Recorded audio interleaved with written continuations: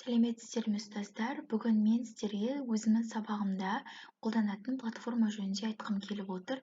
Бұл бізде Bouncy Balls программасы. Интернетке Bouncy Balls деп ағылшын тілінде жазамыз және ең алғашқы сайтқа, ең бірінші тұрған сайтқа кіреміз. Бұл платформаның бізге пайдасы сабақта БЖБ, ТЖБ кезінде немесе жеке тапсырма орындаған кезде оқушыларды бір қалыпты ұстауға, шуламауға мүмкіндік береді. Начни бастаймыз.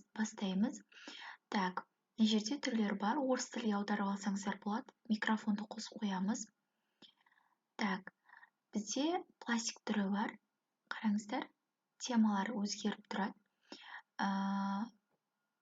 Міне, смайлик түрлері де бар.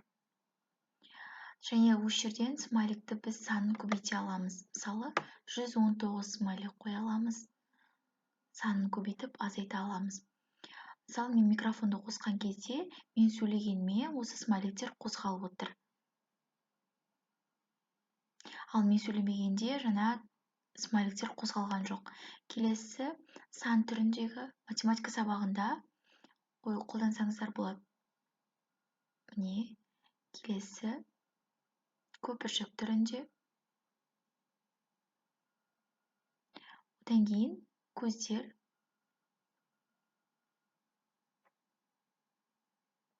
Мына жерде қойсаңыздар болады, немесе дауысын шығар, және чувствительно.